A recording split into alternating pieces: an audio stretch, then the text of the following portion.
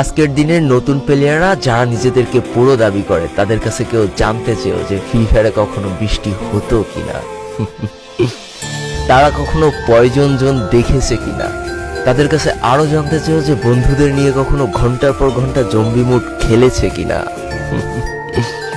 তারা কখনো ওল্ড প্লেয়ারদের মতো পিকে নামতে ভয় পেয়েছে কিনা, তারা কখনো সারা ম্যাপ দৌড়ে দৌড়ে গুলোয়াল কুড়িয়ে নিয়ে এসে নিজের পুরো টিমমেটের হাতে তুলে দিয়েছে কিনা।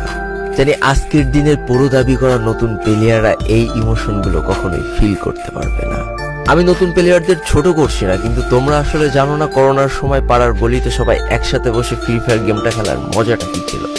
তোমরা আসলে জানো না শুক্রবারের রাত 12টার সময় লিডার অফিসারদের মধ্যে কাস্টম কার্ড ক্লেম করা নিয়ে তাড়াহুড়ো করার মজাটা আসলে কি ছিল।